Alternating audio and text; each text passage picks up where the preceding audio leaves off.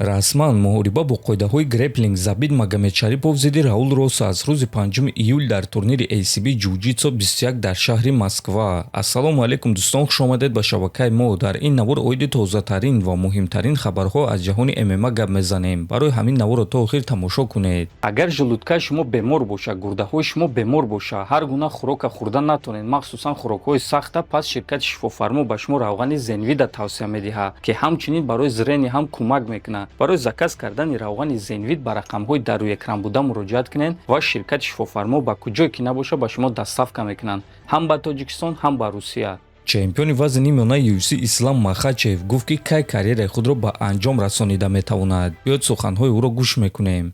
ҳоло ма карьераи худро ба анҷом расониданӣ нестам, чунки ма дар зал бо варзишгарони ҷавон кор мекунам ва ҳис мекунам ки ҳоло ҳамаи чиз хуб аст. ҳамин ки ҳис кунам ки онҳо бо ман баробар кор карда истодаанд, ана ҳамон вақт дар фикри анҷом додани карьера мешавам. ҳозирашда ҳамаи чиз хуб аст, барои ҳамин ма идома додан мегирам. фикр мекунам ки ҳозир дар қуллаи баландии карьера қарор дорам.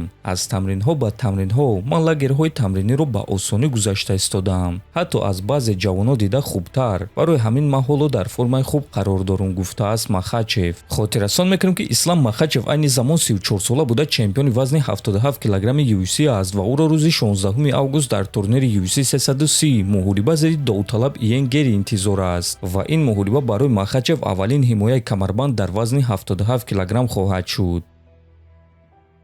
чемпиони нави вазни сабук UFC Ҷастин Гейҷи ба ғалабаи худ дар муҳориба зидди Илия Топурия ба бисёри ҷангуварон ва ҳатто одамон илҳом бахшид ва нишон дод ки ягон кори намешуданӣ нест, асос ба худ бовар кардан аст ва яке аз ин шахсон ҳамдастаи ӯ варзигари тоҷик Муҳаммад Наимов аст ки ӯ Гейҷиро чунин пешвоз гирифт. Наимов ана ҳамин наворро нашр карда навишт: ин навор ба легендаи амрикоӣ Ҷастин Гейҷи бахшида шудааст. ту ба миллион одамҳо дар тамоми ҷаҳон илҳом бахшидӣ, аз он ҷумла ба мухлисони худ дар Тоҷикистон. қалби ту, рӯҳан қавӣ будан ва менталитети ту, ягон вақт таслим нашудан, ин чизҳо арзандаи эҳтироми бисёриҳо дар тамоми ҷаҳон шуд. эҳтиром ва дӯстдории калон аз Тоҷикистон ба Ҷастин Гейҷи, навиштааст Наимов. ана дигар варзигари тоҷик Нурулло Алиев бошад, ин аксро нашр карда чунин суханҳо навишт: ин акс 4 сол пеш гирифта шуда буд. имрӯз ӯ чемпион аст. иншааллоҳ як рӯз ман дар он ҷо мешавам ки меҳнатҳо ва қурбонии ман маро ба он ҷо мебаранд, навиштааст Алиев. ногуфта намонад ки Нурулло Алиев дар вазни сабук баромад мекунад ки айни замон Ҷастин Гейҷи чемпиони вазни сабуки UFC аст. чӣ гуна ки мебинем дӯстон, Ҷастин Гейҷи бо хоксор будани худ ва бо ин ғалабаи калонтарин дар карьераи худ ба бисёри ҷангуварони ҷавон илҳом бахшид ва акнун бисёри ҷангуварони ҷавон ба ӯ нигоҳ карда боз ҳам меҳнату тамринҳои вазин мекунанд то ин ки ба ҳадафу орзуҳои худ расанд.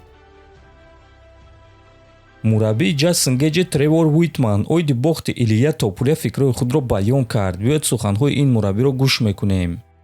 пеш аз муҳориба ғалабаи худро ҷашн гирифтан кори дуруст набуд. дар ин дунё нест шахсе ки пешгӯӣ ё пешбинӣ карда тавонад. барои ғалаба меҳнати зиёд, боварӣ ба худ ба монанди ӯ дар кор аст, лекин ин дунё баъзан вақт хеле сахт аст. ба Илия барор хоҳонам, гуфтааст Уитман.